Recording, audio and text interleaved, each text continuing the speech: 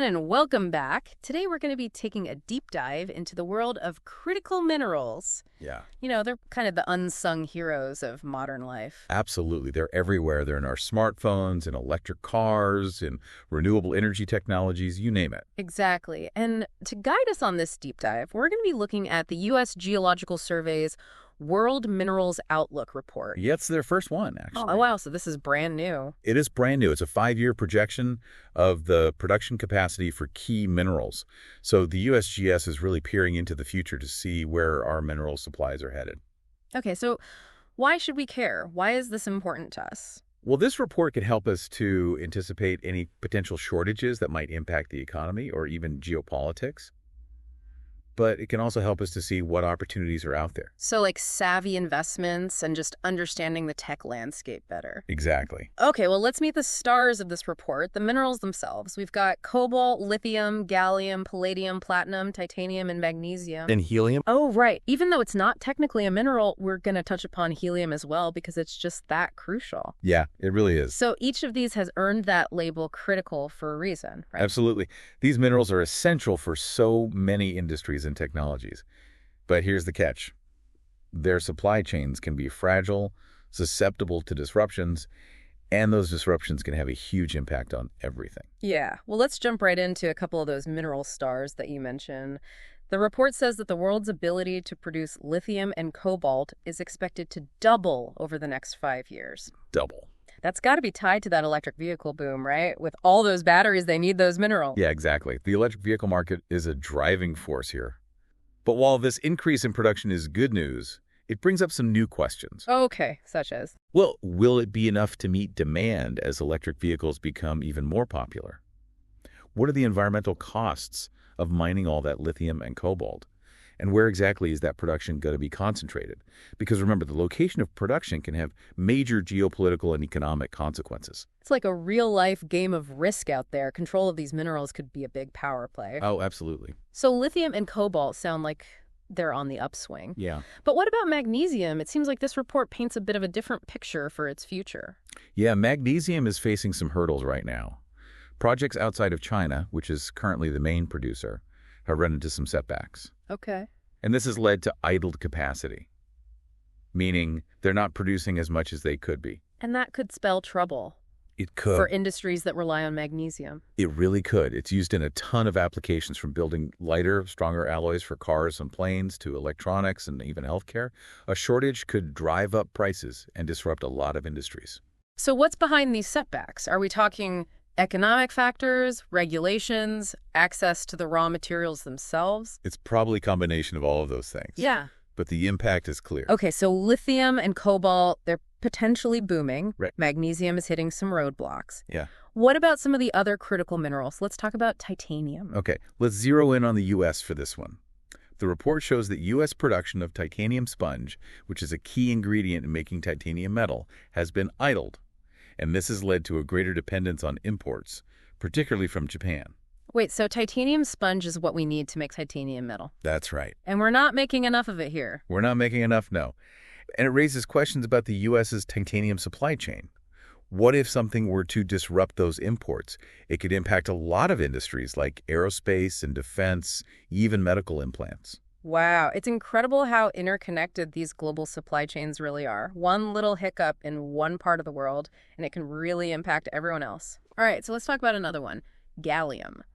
The report really emphasizes its importance for semiconductors, particularly in the context of U.S.-China relations. Yeah, you hear all this talk about chip wars Right. and how important it is for countries to have secure semiconductor supply chains. Well, semiconductors are so important. They're those tiny little chips that power pretty much everything digital in our lives these days. Did he do? So where does gallium fit into all of this? Well, gallium is a key ingredient in the types of high-performance semiconductors that go into things like smartphones, laptops, even advanced military tech. And this is where those chip wars you mentioned really come into play, because you've got this competition between the U.S. and China as to who controls this crucial technology. So what does the report say about how gallium production is playing into this rivalry? Well, it predicts that overall capacity to produce gallium will remain stable, but it also suggests a potential shift in where it's being produced. So the report points to possible increases in countries outside of China, like Germany, Kazakhstan, and South Korea. So even if we're making enough gallium overall, Right. it sounds like the map of who's making it might be changing. It is. Is that a direct result of these chip wars and the U.S. trying to be less reliant on China? It's definitely a factor. The report suggests that this potential production shift is in response to China's recent ban on the export of gallium to the U.S. Wow, so this report isn't just about numbers and forecasts. It's like a window into international power plays. You got it. The world of critical minerals is deeply entwined with global economics and international relations. All right, so we've talked about lithium, cobalt, magnesium, titanium, and gallium. Now, what about cobalt? Didn't we already cover that one? Yeah, we touched upon the projected doubling of production capacity for cobalt, but there's another twist the report highlights. It seems that U.S. and North American cobalt production has been hit pretty hard because of recent price reductions from China, who, if you remember, is the world leader in cobalt production. Hold on, so China is boosting production but also lowering prices? That seems a little counterintuitive. Yeah, it does. What's their game plan here? That's a great question. It might seem like a contradiction, but there could be some strategic motives at play here. Are they trying to push out the competition? Like, make it harder for other countries to produce cobalt? It's possible. By lowering prices, China could make it difficult for producers in the U.S. and North America to compete. It's a power move Absolutely. to give them more control of the global cobalt market. Right. So we're not just talking about minerals here. We're talking about economic competition on a global scale. You got it. Okay, so that's lithium, cobalt, magnesium, titanium, and gallium. What about palladium? How does that fit into this picture? Palladium's future is a little bit uncertain, especially with the rise of electric vehicles. Oh, yeah. Electric vehicles are at the center of a lot of these conversations. They are. What's the connection between them and palladium? It comes down to catalytic converters. Electric vehicles don't need them. And catalytic converters are one of the biggest uses for palladium. So, as more people opt for electric vehicles, the demand for palladium might drop. So more electric vehicles, fewer gas-powered cars, less need for catalytic converters, and therefore less demand for palladium. Exactly. And the report suggests that this could have a big impact on palladium production, especially in the U.S. If prices stay low, we could see even more U.S. production being idled. So it's interesting how the shift toward electric vehicles, which is generally seen as a good thing for the environment, could have some unintended consequences for the market of a critical mineral like palladium. Yeah, that's right. Yeah. It goes to show that technological advancements can have ripple effects that we don't always anticipate. It's a reminder that we need to stay adaptable and informed when it comes to these critical minerals. Okay, so we've touched on 6 of the 7 critical minerals highlighted in the report. What about platinum? Where does it stand in this complex landscape? Well, platinum is similar to palladium in that it's also used in catalytic converters. Oh, okay. So they face some of the same challenges with the rise of electric vehicles. However, platinum also has a wider range of uses. It's found in jewelry, in electronics, even in medical devices. So the demand for platinum in catalytic converters might drop, but these other uses could make up for some of that loss. Is that what the report suggests? It's a possibility. The report doesn't give any specific predictions for platinum, but it does mention its diverse applications, which could help buffer against any major market shifts. Okay, so we've got cobalt, lithium, gallium, palladium, platinum, and titanium. That leaves us with magnesium. We talked about its struggles earlier, but does the report offer any additional insights? Yeah, the report kind of reiterates the challenges that magnesium production is facing outside of China. But it also provides some context by comparing it to what's happening with lithium and cobalt. You know how we discussed the projected doubling of production capacity for those two? Yeah, definitely one of the most striking things in this whole report. Well, the report uses that as a contrast to show how different their trajectories are compared to magnesium. So while lithium and cobalt are attracting a lot of investment and development, magnesium projects are stuck dealing with setbacks and idle production. So it's not just that magnesium is struggling, but it's falling behind in this race to meet the demands of a changing world. Exactly. And this gap could have a big impact on industries that rely on magnesium, making them vulnerable to supply chain disruptions and price fluctuations. Okay, so that gives us a clearer picture of the situation with magnesium. Before we wrap up this part of our deep dive, we can't forget about helium, even though it's not technically a mineral. Right. What's the outlook for helium, according to the report? The report forecasts stable helium production capacity over the next 5 years. It doesn't go into specific reasons for this projection, but it's worth remembering that helium is a finite resource. It has some really unique properties that make it essential for a variety of applications. Like what? I know we use it for balloons. Yeah. I'm assuming it has some more serious uses than that. Oh yeah, definitely. Helium is crucial in cryogenics, which deals with extremely low temperatures. It's what keeps MRI machines running. Superconducting magnets, even spacecraft. It's also used in welding, leak detection, all sorts of things. Helium's way more versatile than I realized. So if its production is projected to remain stable, does that mean that supply and demand are pretty much balanced for now? It seems that way, at least for the next 5 years. However, we have to keep in mind that helium is non-renewable. Its long-term availability really depends on responsible management and exploration efforts. Okay, well, that was a lot to unpack. In this first part of our deep dive into critical minerals, we explored projections for lithium, cobalt, gallium, palladium, platinum, titanium, magnesium, and even helium. We saw promising trends, some serious challenges, and we saw how these minerals are tied to so many things shaping our world, from technological advancements to geopolitical rivalries. Absolutely. And the story of critical minerals is far from over. There are many more layers to uncover, and we'll continue our exploration in the next part of our deep dive. Stay tuned for more insights and surprises as we delve deeper into these essential elements that really power our modern lives. See you soon. Welcome back to our deep dive into the world of critical minerals. You know, we've already uncovered some fascinating insights from the U.S. Geological Survey's World Minerals Outlook report. Right, like how certain minerals are tied to global power plays. And how the rise of electric vehicles is shaking things up. Yeah, absolutely. And in this part, we're going to delve deeper into the factors that are shaping the future of these essential elements. Okay. The things that affect their availability, their cost, and ultimately how they impact your life. Okay, so let's pick up where we left off. We were discussing that projected doubling of production capacity for lithium and cobalt, driven largely by the electric vehicle revolution. Yeah, it's a staggering increase. It is. But it also raises a crucial question. What's that? How do we ensure that this production boom doesn't come at the expense of the environment and the communities where these minerals are mined? That's a great point. We can't just ramp up production without considering the potential consequences. What are some of the environmental and social impacts we should be thinking about? Well, large-scale mining operations can have huge impacts on ecosystems. Right. Think about deforestation, habitat destruction, disruption of water resources. Yeah. We also need to think about the people living in these mining regions. Are they being treated fairly? Are their livelihoods being respected? These are important questions that often get overlooked. They do. It sounds like it's not just about how much we produce, but how we produce it. Exactly.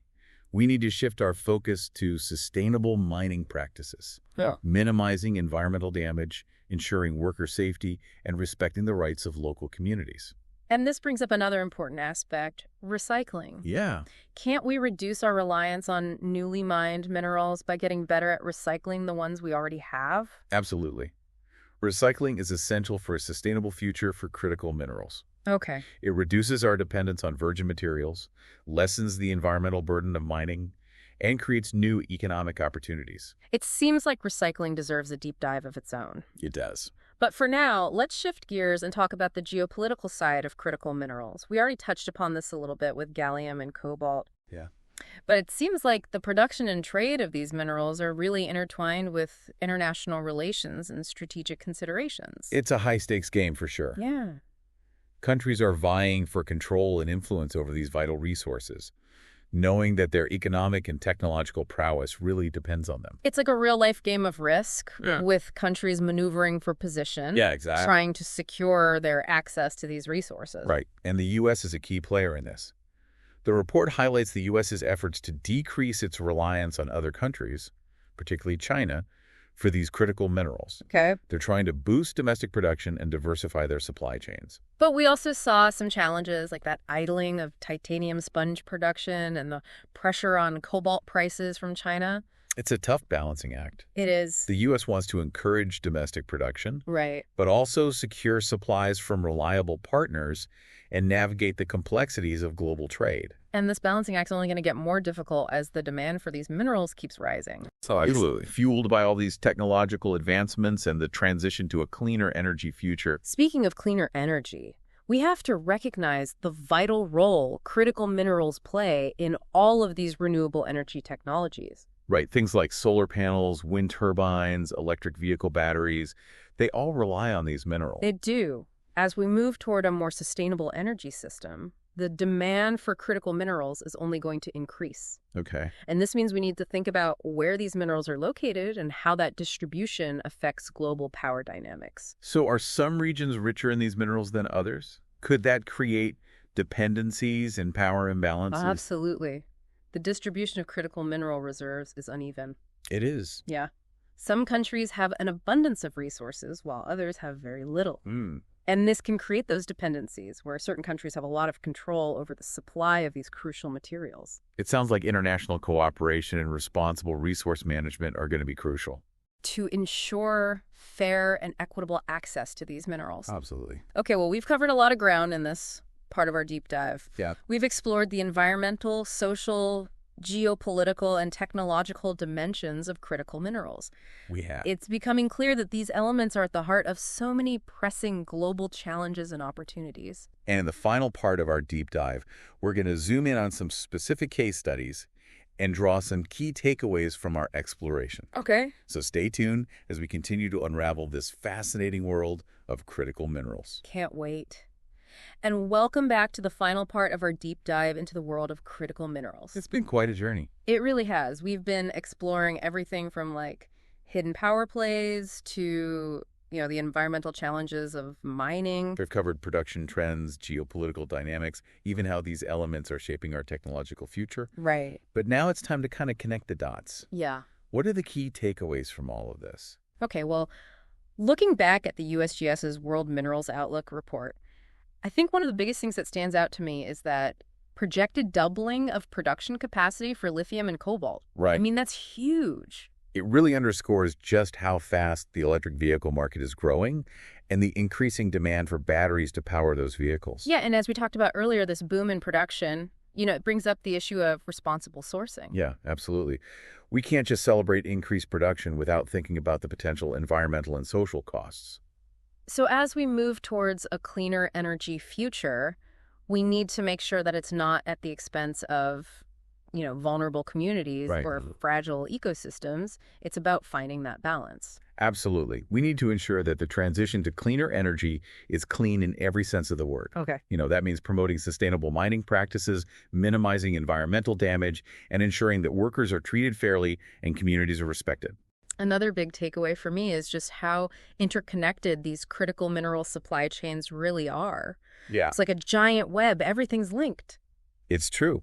We saw how geopolitical tensions, trade policies, even just technological advancements can impact the availability and the price of these minerals. And what happens in one part of the world can really have ripple effects everywhere else. Yeah, any disruption can throw things off balance. Yeah.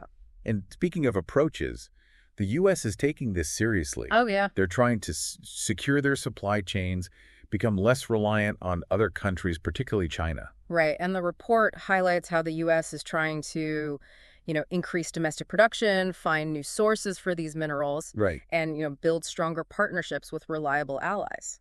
But it also acknowledges that there are challenges ahead.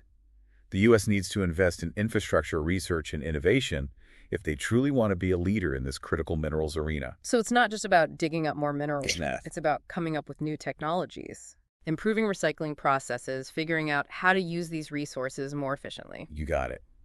We need to move beyond the traditional mining model and embrace a more circular and sustainable approach. And, since we're talking about sustainability, it's worth remembering, the crucial role that these minerals play in renewable energy technologies. Absolutely. Solar panels, wind turbines, and those electric vehicle batteries we talked about, they all depend on critical minerals. So as we transition to a cleaner energy future, it seems almost a given that the demand for these minerals is only going to grow.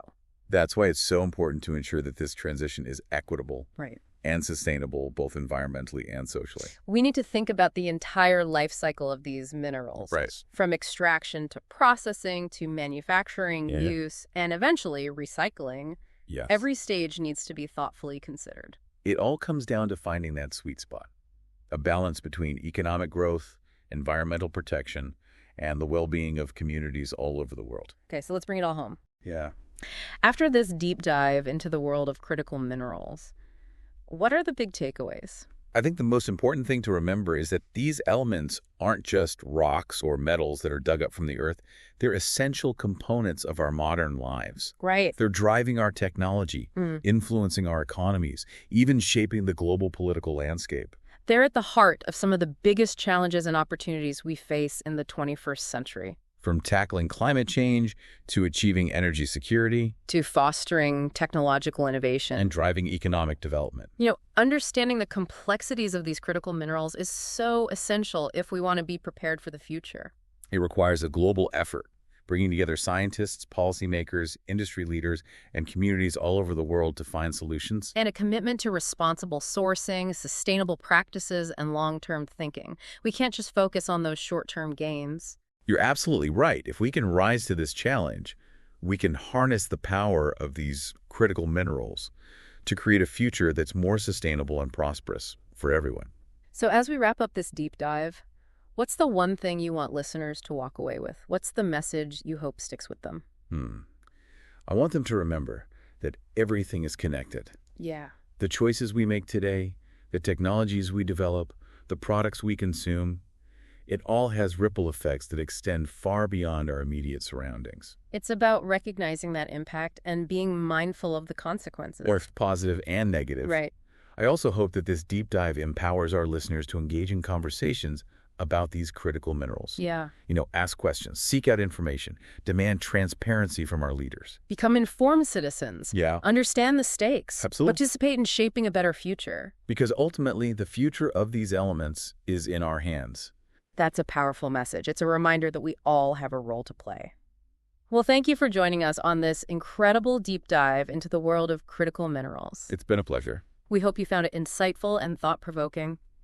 And we encourage you to keep learning, keep asking questions, and keep pushing for a better future. And be sure to join us for our next deep dive where we'll be exploring, well, you'll just have to wait and see. Until then, stay curious.